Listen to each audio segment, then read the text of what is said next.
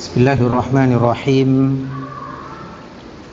Ma'asyiral muslimin wal muslimat, bapak-bapak, ibu-ibu, ikhwan dan akhwat, para musyahidin dan musyahidat yang semoga senantiasa dirahmati dan diberkahi oleh Allah Subhanahu wa taala.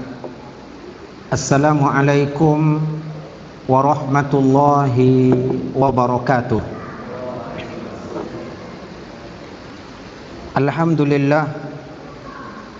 Alhamdulillahi rabbil alamin, wa bihi nasta'inu wahdahu ala umurid dunya waddin. Ashhadu an la ilaha illallah, ilahul awwalin wal akhirin, wa ashhadu anna Muhammadan abduhu wa rasuluh, asyraful anbiya'i wal mursalin.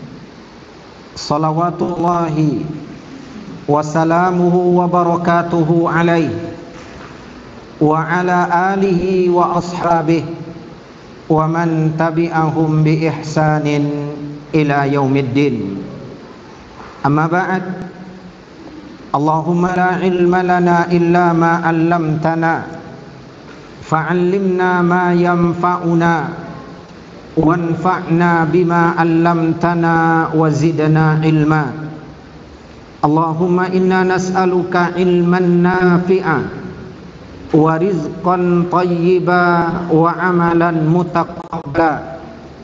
Allahumma ihdina wa saddidna wa yassiril huda lana wa aslih lana sya'nana kullah wa la takilna ila anfusina tarfata ain.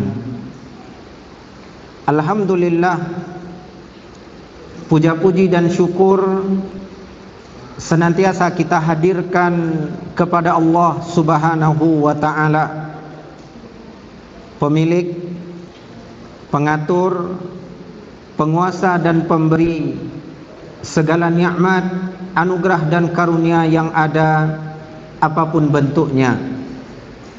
Alhamdulillah, pada senja hari yang berbahagia ini Allah tabaraka wa ta'ala menunjukkan salah satu tanda-tanda kasih sayangnya kepada kita.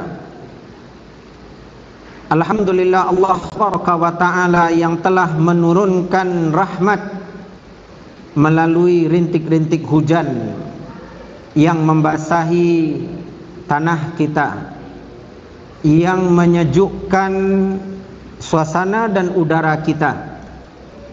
Hal ini mengingatkan kita kepada sebuah hadis yang disabdakan oleh Nabi dan suri tauladan terbaik bagi setiap kita, sallallahu alaihi wasallam, di mana beliau mengatakan, "Mathalu ma ba'athani Allahu bihi minal huda kamathali ghaithin asaba ardan."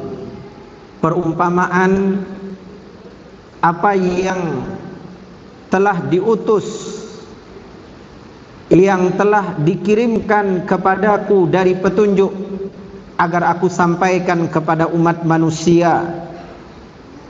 Perumpamaan petunjuk yang Allah turunkan kepadaku sehingga aku sampaikan kepada manusia itu adalah ibaratkan hujan yang turun membasahi tanah, kata beliau.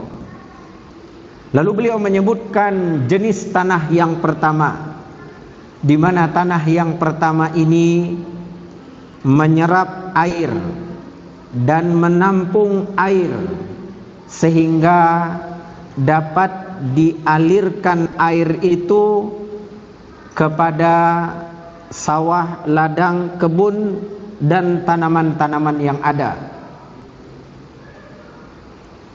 Tanahnya menampung dan menyerap air, kemudian dapat pula memberi faedah dan manfaat kepada makhluk yang lain. Ini adalah sebaik-baik tanah. Sabda Nabi SAW ini memberikan penjelasan kepada kita bahwa sesungguhnya hati kita ini, Bapak Ibu kaum muslimin, kaum muslimat, adalah seperti aniyah, seperti bejana, di mana dia akan menampung apa saja yang akan dicurahkan atau dimasukkan ke dalamnya.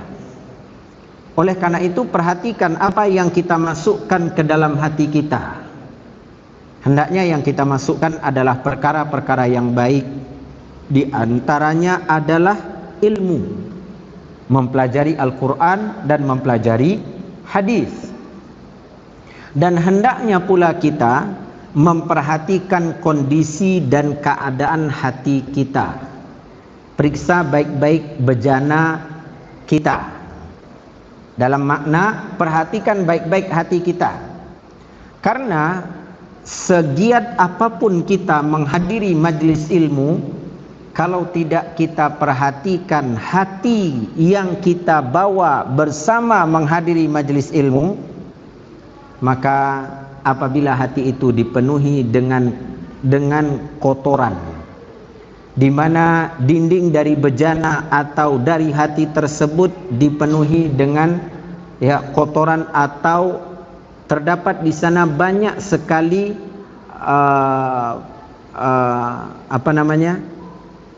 lubang, hatinya bocor, bejananya itu bocor, penuh dengan karatan dan kotoran.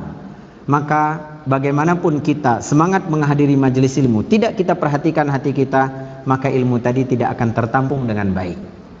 Nah, ini yang menjadi pelajaran bagi saya, Bapak Ibu kaum muslimin, kaum muslimat kita semua. Sebelum kita melangkah ke majelis ilmu, hendaknya kita juga memeriksa dan memastikan adakah hati yang baik yang kita bawa ke majelis ilmu. Karena kalau tidak, maka tidak ada manfaat dari ayat Al-Quran dan hadis-hadis Rasulullah SAW yang disampaikan. Mending kalau masuk telinga kanan, keluar telinga kiri. Masih ada juga masuknya, Bapak Ibu kaum muslimin, kaum muslimat. Ini masuk telinga kanan, keluar telinga kanan. Nyaris nggak ada yang masuk. Oleh karena itu, Nabi SAW mengumpamakan yang aku bawa ini seperti air hujan, sejuk, bermanfaat untuk kalian dan untuk orang lain. Nah, salah satu keberkahan ataupun faedah dari ilmu yang kita pelajari itu bermanfaat untuk diri kita. Berarti ada perubahan pada diri kita. Lalu kemudian bisa pula kita tularkan dan kita berikan kepada orang lain. Oleh karena itu, muslim itu bukan ingin menang sendiri, tapi muslim itu ingin kebaikan untuk diri, kemudian juga untuk orang lain. Dimulai dari siapa? Keluarganya. Nah, kaum muslimin, kaum muslimat, bapak-bapak, ibu-ibu, hadirin dan hadirat, para musyahidin dan musyahidat yang dirahmati dan diberkahi oleh Allah Tabaraka wa Ta'ala. Semoga Allah Subhanahu wa Ta'ala menyucikan jiwa kita, membersihkan dan menghidupkan hati kita, sehingga kita dapat menampung dengan baik apa saja yang kita pelajari dari qala Allah dan qala Rasulullah sallallahu alaihi wasallam. Kembali kepada pelajaran dan pembahasan kita, mengutip faedah ataupun samrah, pelajaran berharga dari kitab Al-Fawaid karya Syekhul Islam yang kedua, Al-Imam Ibnul Qayyim Al-Jauziyah rahimahullahu wa ghafaralah. Dalam pertemuan terakhir pada senja Senin malam Selasa pekan yang lalu, kita masih membahas tentang penggalan faedah yang pertama, di mana beliau rahimahullah mengatakan iyyaka wal ma'asi. Berhati-hatilah engkau, selamatkan dan jauhkan dirimu dari maksiat-maksiat apapun bentuknya. Ini adalah poin dari pelajaran ataupun faedah yang dapat dipetik dari kisah Nabiullah bapa manusia Adam alaihi salam, di mana beliau mengingatkan kita pada penggalan ini agar kita berhati-hati, waspada, mawas diri terhadap maksiat dan dosa. Dikarenakan Bapak Ibu, kaum muslimin, kaum muslimat, para musyahidin dan musyahidat yang dirahmati oleh Allah Tabaraka wa Ta'ala, tidak diragukan lagi sumber segala kejelekan, kerusakan dan kemadaratan adalah dosa dan maksiat. Sehingga beliau mewanti-wanti dan mengingatkan kita, efek dan dampak buruk dari maksiat dan dosa itu bisa jadi mengena individu pelakunya, mengena fulan yang melakukannya, hamba yang melakukannya, atau bisa efek dan dampak buruk itu mengena pada keluarganya, atau juga bisa mengena dalam hubungan dia bertetangga, bermasyarakat. Bahkan lebih berbahaya dan dahsyat lagi, maksiat dan dosa itu juga mendatangkan kerusakan dan keburukan untuk makhluk yang lain dan alam semesta. Maka dari itu beliau mewanti-wanti kita, lihatlah dari kisah Nabi Adam alaihissalam, bagaimana maksiat itu membuat Nabi Adam alaihissalam mendapatkan sanksi dan hukuman dari Allah Tabaraka wa Ta'ala.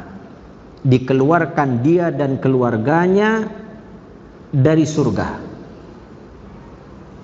Lalu kemudian karena dosa dan maksiat itu pula hilanglah kemuliaan perintah Allah Tabaraka wa Ta'ala yang diarahkan kepada iblis tak kala dia berada di tengah para malaikat-malaikat Allah Tabaraka wa Ta'ala. Maksiat kita telah sebutkan dalam pertemuan kita sebelumnya.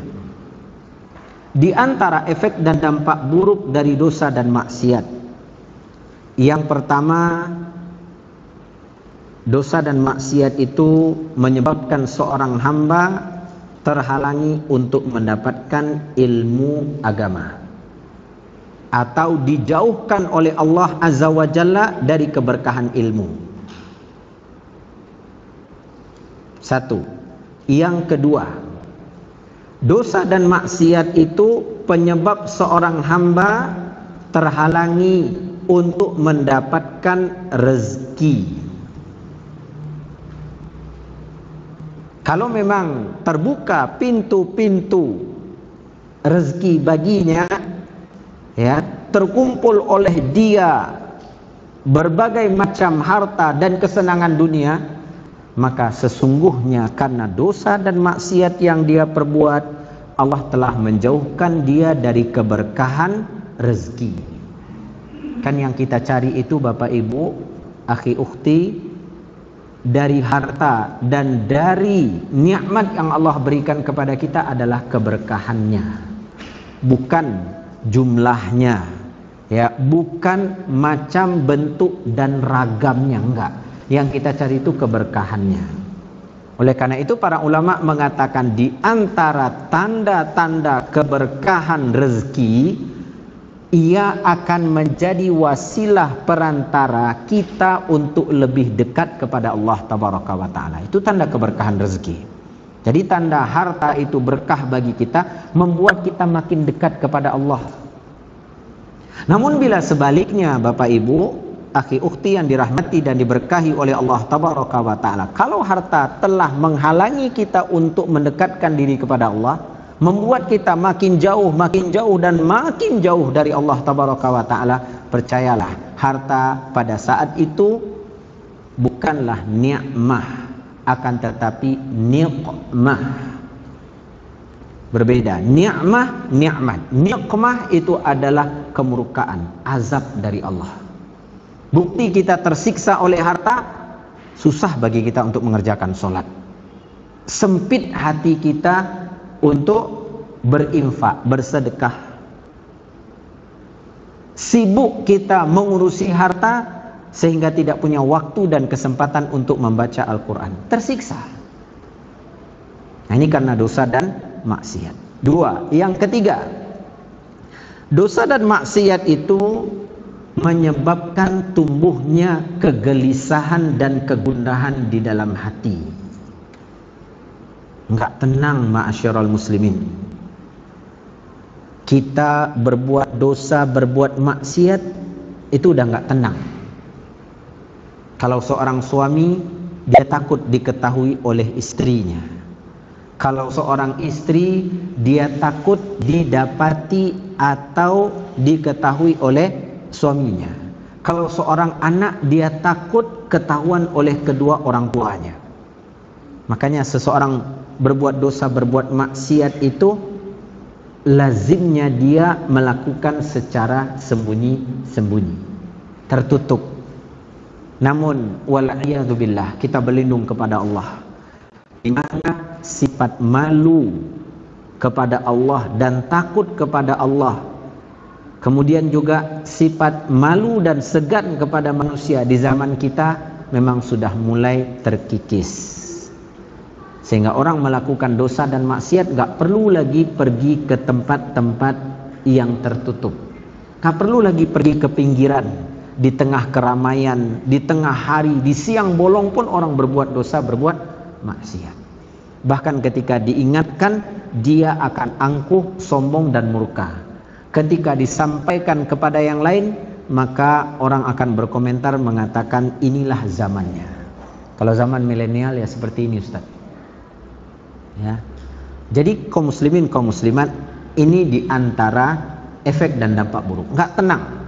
Selagi kita tidak beristighfar, bertaubat dari dosa dan maksiat yang kita lakukan, selagi itulah kegelisahan dan kegundahan akan menyelimuti diri kita. Enggak tenang, enggak tentram.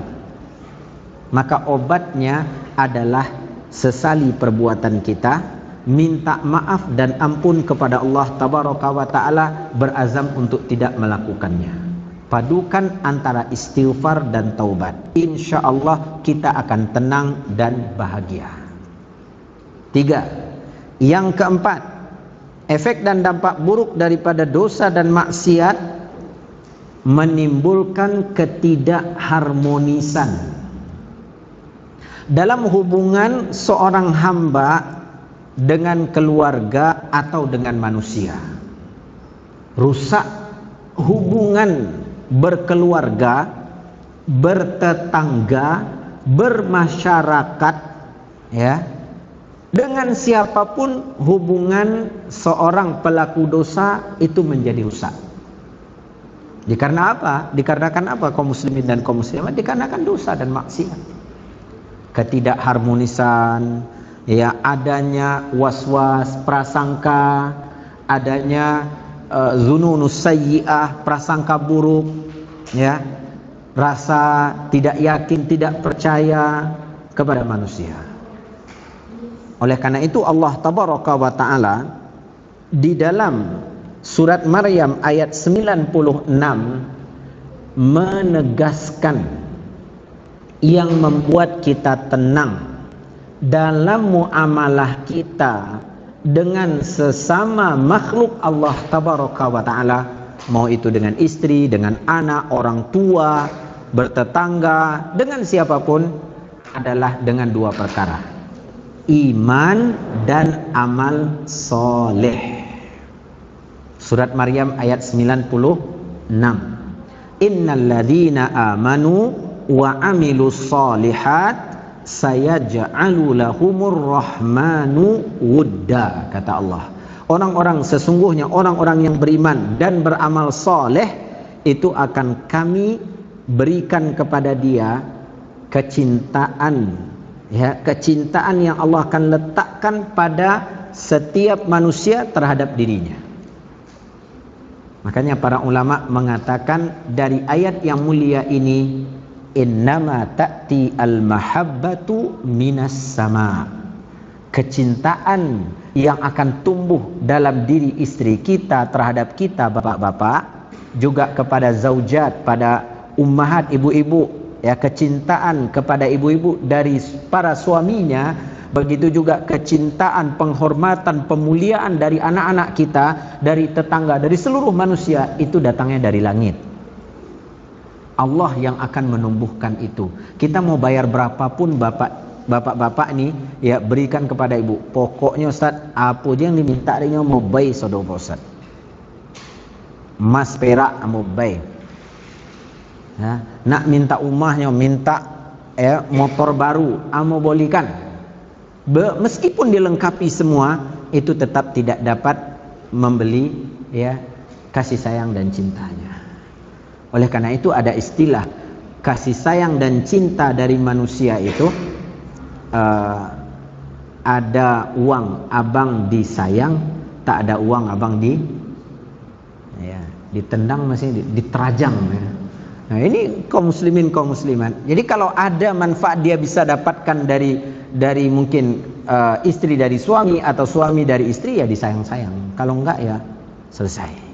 Nah, yang membuat kasih sayang itu berkekalan, ya, ada terus hingga kita berada di usia senja, suami dengan istri, istri dengan suami, anak-anak, hubungan dengan sesama manusia, itu adalah kecintaan, ya, yang Allah tabaraka wa ta'ala tumbuhkan. Bagaimana cara mendapatkannya? Lihat surat Maryam ayat 96. Pelihara dan jaga keimanan kita, lalu kemudian buktikan dengan amal soleh. Pahamlah kita, berarti ketika kita telantarkan keimanan kita, lalu kemudian kita lakukan as-sayyi'at, amal keburukan, maka yang terjadi adalah kebencian, kecurigaan. Suami tidak lagi sayang kepada istri, istri akan selalu berada dalam was-was curiga kepada suami, anak-anak melawan, membangkang, keluarga, ya, tidak hormat kepada kita, dan seterusnya. Nah, ini juga efek dan dampak buruk daripada maksiat dan dosa. Yang kelima, maksiat itu menyebabkan segala urusan hamba menjadi sulit dan rumit. Makanya bapak-bapak, ibu-ibu, kaum muslimin, kaum muslimat, para musyahidin dan musyahidat, ketika kita mendapatkan kesukaran dalam urusan kita, kesulitan dalam pekerjaan kita, perbanyaklah beristighfar dan bertaubat. Karena kemudahan urusan itu taufik dari Allah Subhanahu wa ta'ala. Bukan karena kepintaran kita, bukan karena kecerdasan kita, bukan karena kepiawaian kita, bukan karena pengalaman kita lah. Itu taufik dari Allah.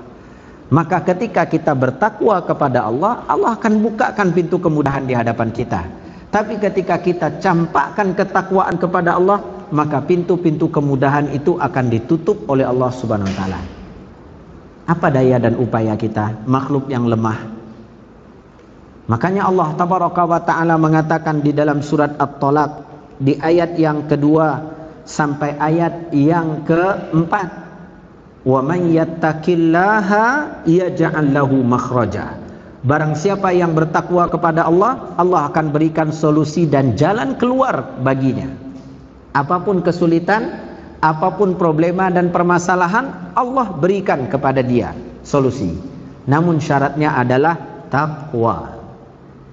Lalu kemudian Allah mengatakan wa yarzuqhu min haitsu la yahtasib. Allah akan berikan dia rezeki, ya, dari sisi dan arah yang tidak pernah dia sangka-sangka. Ada aja, ya, belum lagi dia keluar dari rumah, ada saja karunia dan rezeki yang Allah tabaraka wa ta'ala antarkan kepadanya. Dengan Allah gerakkan adanya manusia yang memberikan sebuah kebaikan kepada dia. Baru mau keluar beli sarapan, udah datang tetangga mengantarkan apa? Sarapan.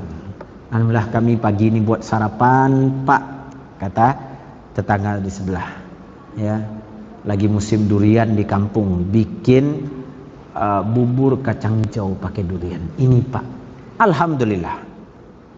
Ya, ini diantara bentuk kasih sayang Allah kepada orang yang bertakwa. Lalu kemudian Allah mengatakan di ayat yang keempat, wa may yattaqillaha yaj'al lahu min amrihi yusra. Allah dengan tegas mengatakan, barang siapa yang bertakwa kepada Allah, Allah akan berikan kemudahan dalam setiap urusannya. Mudah. Ini yang kelima. Kita lanjutkan yang keenam. Karena dalam pertemuan sebelumnya kita terhenti di poin yang kelima. Adapun yang keenam, Al-Imam Ibnu Qayyim Al-Jauziyah rahimahullah menyebutkan, di antara asar az-zunub wal ma'asi 'alal qalbi wal badan, di antara efek dan dampak buruk dari maksiat dan dosa yang akan mengena pada hati seorang hamba dan badannya, yang keenam adalah maksiat akan mendatangkan kegelapan di dalam hati. Maksiat akan mendatangkan kegelapan di dalam hati. Jadi ketaatan akan menjadikan hati itu bercahaya terang menerang, dan maksiat itu akan memadamkan cahayanya, sehingga hati akan menjadi gelap, hitam, legam. Dari Abi Hurairah radhiyallahu taala an, Nabi sallallahu alaihi wasallam telah bersabda, seorang mukmin bila melakukan suatu dosa, maka jatuhlah dalam hatinya nuktatun sauda, satu titik hitam. Perhatikan kata Nabi SAW, innal mu'min, seorang mukmin itu kalau dia berbuat dosa, berbuat maksiat, itu akan jatuh di hatinya satu titik hitam. Satu dosa, satu titik hitam. Ya. Dan mirisnya Bapak Ibu, kaum muslimin, kaum muslimat, kita semua jarang sekali menghitung berapa banyak dosa dan maksiat yang kita perbuat. Nggak tahu tuh udah berapa titik hitam yang menodai hati kita hari ini. Ya, bahkan dalam maksiat yang tidak kita sadari, naik mobil, naik sepeda motor, ada aja komen yang kita keluarkan dari lisan kita atau terbesit di hati kita ketika melihat seseorang. Ya, belagu, bergaya Bapak nih, masa-masa pandemi seperti ini pakai mobil baru, paling ngutang. Tuh, curiga ke orang. Ya. Padahal nggak ada urusannya, kan dia bayar ansuran mobilnya nggak pakai uang kita. Tapi begitulah hati kita dan lisan kita. Maksiat tanpa kita sadari. Belum lagi khainatal a'yun, pengkhianatan yang dilakukan oleh mata. Maka kata Nabi SAW, mukmin ketika melakukan sebuah dosa, itu akan jatuh di dalam hatinya satu titik hitam. Fa'idha taba, kalau sekiranya dia bertaubat, lalu kemudian wanaza'a, dia tanggalkan dirinya, dia jauhkan dirinya dari dosa itu, wastaghfara, dan dia beristighfar, sukila qalbuh, hatinya itu akan kembali bersih. Siapa di antara kita yang tidak tergelincir berbuat maksiat atau berbuat dosa? Kulluna, setiap kita berdosa, berbuat maksiat. Maka akan ada titik hitam itu di hati kita. Namun poin yang penting kata Nabi, barang siapa yang mau bertobat, dia tanggalkan dirinya, dia jauhkan dirinya dari dosa itu, dia tidak berlama-lama, kemudian dia beristighfar, maka hatinya itu akan kembali cemerlang, akan kembali putih, akan kembali bersih. Lalu kemudian kata Nabi yang mulia alaihi salatu wassalam, apabila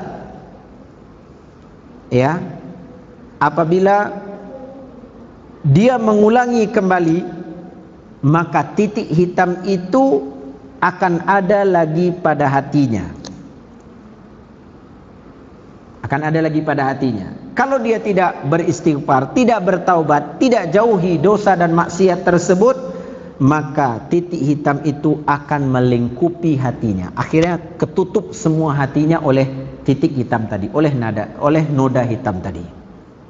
Lalu Nabi SAW mengatakan, itulah yang disebut dengan ron, yang Allah tabaraka wa ta'ala sebutkan di dalam surat Al-Mutaffifin ayat 14. Kalla bal rana ala qulubihim ma kanu yaksibun.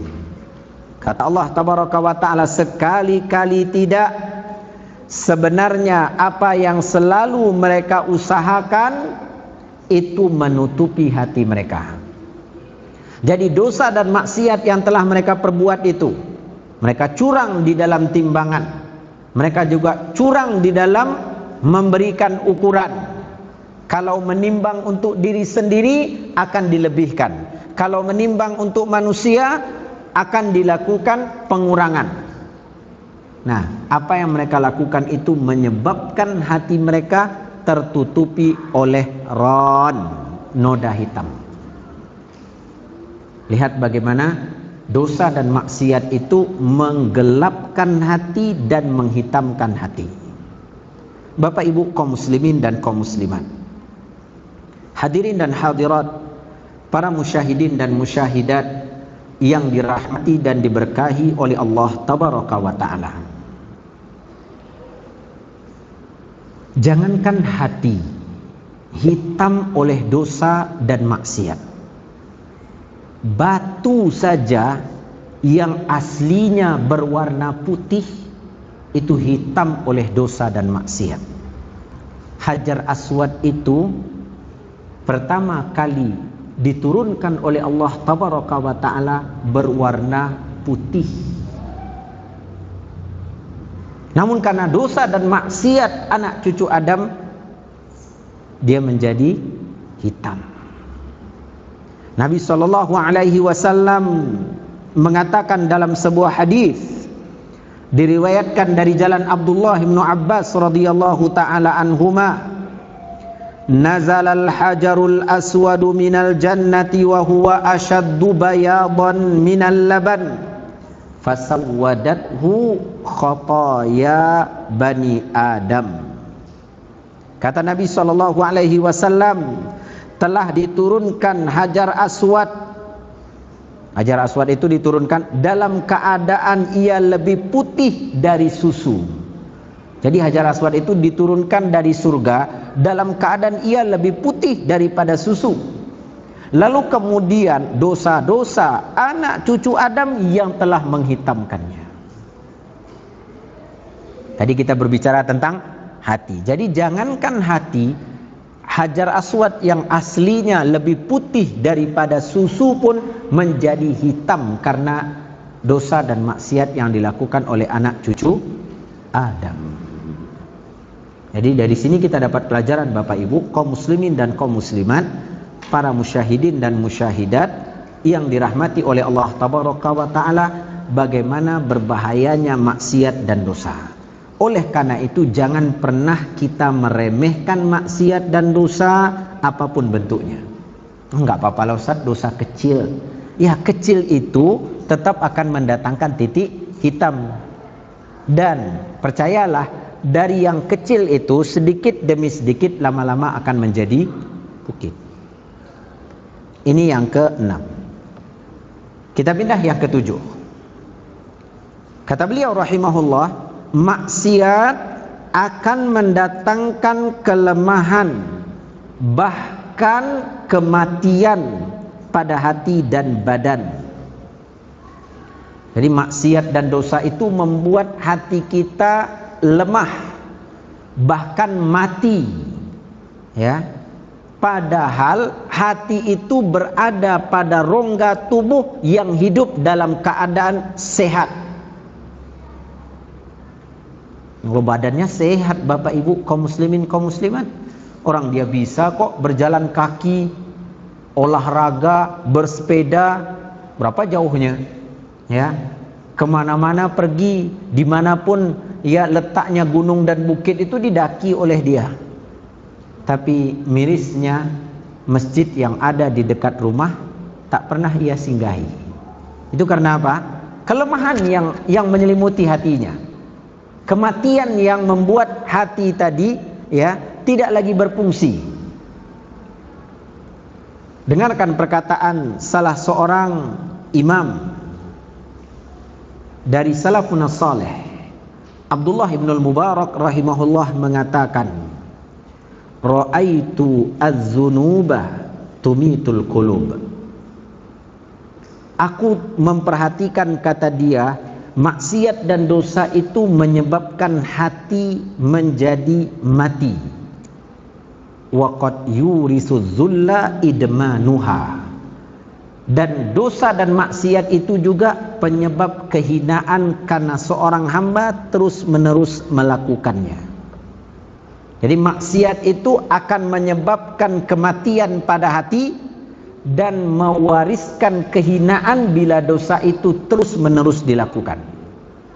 Lalu kemudian beliau rahimahullah mengatakan, wa tarkudz dzunubi hayatul qulub wa khairun li nafsika isyanuha.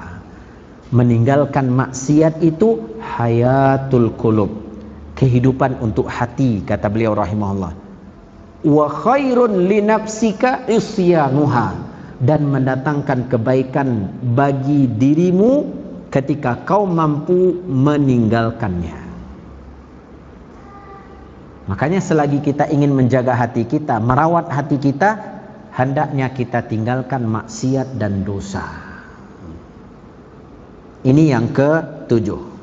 Yang ke-8, maksiat, Bapak Ibu kaum muslimin dan kaum muslimat, hadirin dan hadirat, para musyahidin dan musyahidat, akan menjadi sebab seorang hamba terhalangi dari melakukan ketaatan.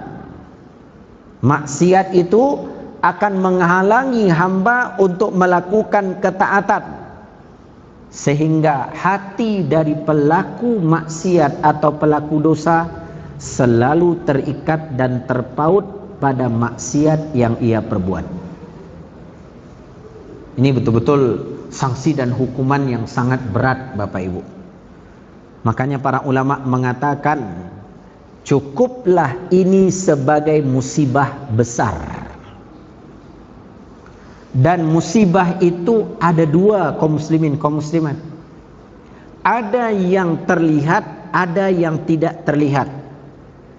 Musibah yang terlihat diketahui oleh semua manusia, itu seperti bencana dan petaka yang kita saksikan, ya, yang kita dengar pemberitaannya. Banjir, gempa bumi, ya kan, tsunami, ya, kabut asap, sekarang wabah penyakit pandemi. Semoga Allah melindungi dan menjaga kita dari segala mara bahaya dan petaka yang ada. Itu yang terlihat, nampak, kaum muslimin dan kaum muslimat. Ada musibah yang tidak terlihat. Bahkan orang yang sedang tertimpa musibah itu pun tak menyadarinya. Kalau kita ingatkan dia, kalau kita nasihatkan dia, dia malah akan, ya, akan menolak dan menentang kita. Keluar ucapan, ah sok tahu kamu, ya, lana a'maluna walakum a'malukum. Kami punya amalan kami, kalian punya amalan kalian. Urus sajalah amalan kita masing-masing. Kenapa? Dia nggak sadar, dia nggak tahu.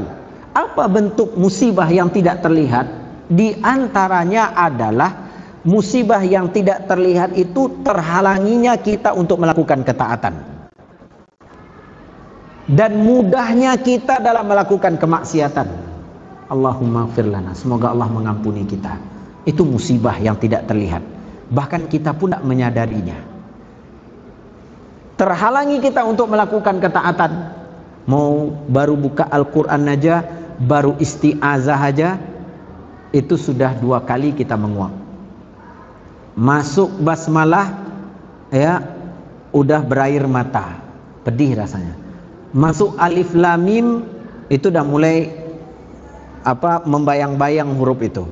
Ini zalikal kitab atau apa baca ini? Masuk ayat kedua mulai berubah posisi.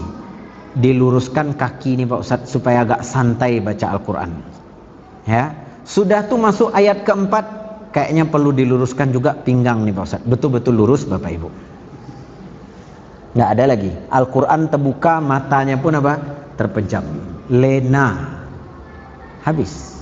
Jadi kalau kita sudah terhalangi melakukan ketaatan, kemudian mudah melakukan kemaksiatan, mudah kita melakukan kemaksiatan, melalaikan sholat, nggak pernah baca Al-Quran, ya, kemudian kita juga melawan kepada orang tua sebagai seorang anak, tidak menunaikan hak keluarga, istri dan anak-anak kita. Mudah itu berarti kita dalam musibah. Makanya Bapak Ibu kaum muslimin dan kaum muslimat, ketika Allah memudahkan kita melakukan ketaatan, menghalangi kita, menjauhkan kita dari melakukan kemaksiatan, itu nikmat yang luar biasa. Maka jangan kita pahami ketika kita dapat kenikmatan saja, dapat kebaikan saja, itu anugerah dari Allah. Sesungguhnya diselamatkan kita dari berbuat maksiat dan dosa, itu juga nikmat yang patut kita syukuri. Yang kita takutkan diri kita ini adalah apa? Merasa marah atau tidak senang, tidak suka ketika gagal kita melakukan sebuah kemaksiatan. Ada Bapak Ibu. Semoga Allah ya melindungi dan menjaga kita. Ada orang yang seperti itu, jengkel dia. Tidak jadi Pak Ustaz. Padahal lah mantap tadi saya mengolahnya, menipu dia. Ternyata apa? Tidak jadi dia. Ya pergi dia. Atau ada orang mengingatkan dia, sehingga nggak jadi beli barang yang saya tawarkan kepada dia. Padahal saya sudah olah dia, saya sudah hipnotis dia, menipu dia melalui tutur kata saya. Ternyata ada yang mengingatkan, nggak usah bang, ya, hati-hati bang, seperti itu, gagal. Padahal sebenarnya apa? Itu nikmat anugerah. Allah ingin selamatkan kita daripada kita menipu dia, daripada kita menzolimi ya salah seorang hamba Allah tabaraka wa taala. Allah selamatkan. Namun banyak orang yang tidak menyadarinya. Jadi ini beliau ingatkan kepada kita, salah satu bentuk dampak buruk dari maksiat dan dosa. Makanya pernah datang seorang laki-laki kepada Al-Imam Al-Hasanul Basri rahimahullah, wahai imam, kenapa aku tidak dapat mengerjakan sholat malam? Apa kata Al-Imam Al-Hasanul Basri rahimahullah? Itu karena ada dosa dan maksiat yang selama ini membelenggumu, yang selama ini mengikatmu. Kau tidak istighfar, kau tidak taubat darinya, kau berterus-terus berlama-lama di dalamnya, makanya nggak bisa. Oleh karena itu juga para ulama mengatakan bahwa kenapa kita sulit melakukan sholat malam? Karena ada dosa dan maksiat dari mata, ya, atau apapun, ya, dengan anggota tubuh apapun kita kerjakan dosa dan maksiat itu di siang hari. Akhirnya berdampak pada rasa malas, rasa kurang semangat, ya, tidak ada keinginan, tidak ada kemauan untuk mengerjakan ibadah di malam hari. Makanya hendaknya kaum muslimin, kaum muslimat, dengan ini kita menyadari bahwa ini adalah dampak buruk daripada maksiat dan dosa. Kita terhalangi melakukan ketaatan dan kita lebih bersemangat melakukan kemaksiatan. Wa nas'alullaha salamata wal afiyah. Kita cukupkan sampai di situ. Poin yang ke-8. Insyaallah kita lanjutkan poin-poin berikutnya pada pertemuan kita di pekan depan biiznillah tabaraka wa taala. Wassallallahu wasallam wa baraka wa an'am